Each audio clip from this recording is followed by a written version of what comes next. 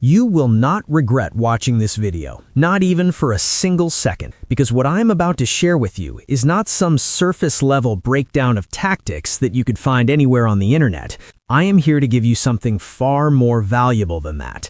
I am going to get inside the mind of one of the most tactically intelligent coaches in world football right now and show you exactly how Xavi Alonso thinks, how he sees strikers, and most importantly, how you, as a striker, can use that knowledge to hurt his system in ways that most players never even think about.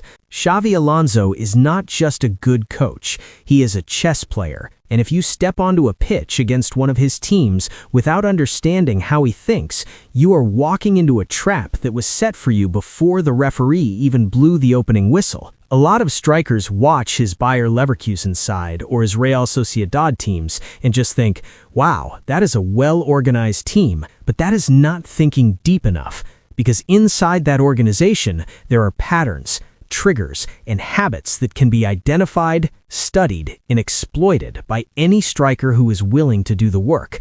And you are here, which already tells me you are that kind of striker. So before we get into it, let me say this one more time. You will not regret watching this video. Let us get into it. Let me start with something that is going to change how you think about your own movement as a striker. Xavi Alonso is obsessed with controlling space before the ball moves, not after, before. His defensive shape is built around anticipating striker movements and eliminating options before they become dangerous.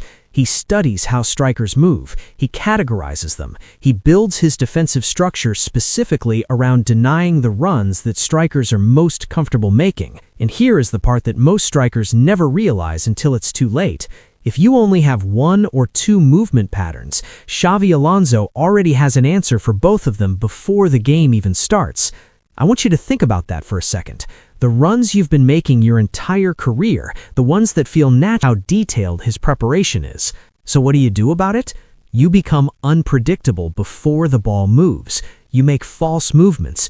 You show the defender one run and then cut the opposite direction at the exact moment the ball is about to be played. You vary the timing of your runs so that the defensive shape cannot settle into its prepared answer.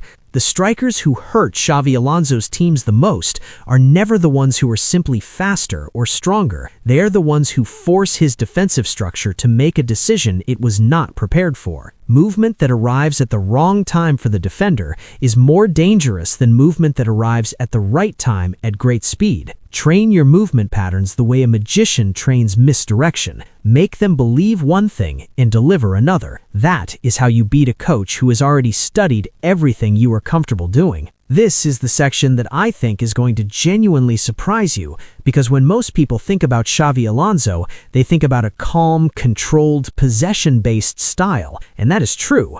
But what people miss is that underneath that calm exterior is one of the most aggressively coordinated pressing systems in modern football. His teams do not press randomly, they press on triggers, specific, predictable, repeatable triggers, and once you know what those triggers are, you stop being the hunted and you start being the hunter. The first trigger is the backwards pass. When the ball is played back toward the goalkeeper or the defensive line, Xavi Alonso's teams read that as an invitation to press aggressively and cut off the outlet. The second trigger is a heavy touch by the player in possession. The moment his team identifies that a player has taken a poor first touch and the ball is run slightly away from their body, the press activates immediately and from multiple directions at once. The third trigger is a sideways pass into a player who is facing their own goal. His midfielders read this as an opportunity to close down the passing lanes and force a turnover in a dangerous area. Now here is how you use this as a striker. You use those triggers against him. You deliberately invite the press by showing a heavy touch or a backwards pass, and then you play out of it quickly before the press fully arrives. You are baiting the shark and swimming away before it bites. When his pressing system commits, it commits fully, and when it commits fully, there is space in behind.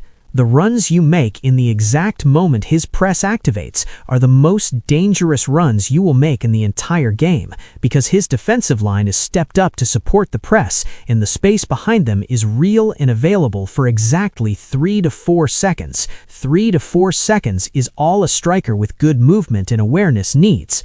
The strikers who score against his teams are almost always strikers who have learned to see the press coming, use it as a trigger for their own run, and time their movement to arrive in that space at the exact right moment. You are not running away from the press. You are using the press as the key that unlocks the door behind the defense. By now, you already know this is not generic content pulled together without real thought. These are genuine tactical insights built from real study of how Xavi Alonso's system works. So if you are getting value from this, please like the video and subscribe to the channel, because there is so much more coming and you do not want to miss a single one. Also, drop a comment below and tell me which team you play for or support. I genuinely want to know who I'm talking to. This is the final piece, and in my opinion, it is the most psychologically demanding of the three, because what Xavi Alonso does with tempo is not just a tactical decision, it's a psychological weapon, and if you don't understand it, it will wear you down without you even realizing it is happening. Xavi Alonso's teams control the rhythm of a match the way a conductor controls an orchestra. When they want the game to slow down, it slows down. When they want to accelerate and catch the opposition transitioning, they accelerate. And the most dangerous thing about this is that it's designed to make strikers frustrated. Think about it from a striker's perspective. You've been chasing the ball for 20 minutes. Your team is struggling to get possession. Every time you think there's a chance to press and win the ball back, his team recycles it calmly to another player who has time and space. You start feeling like the game is passing you by. Your energy is being spent on pressing that never quite reaches the ball.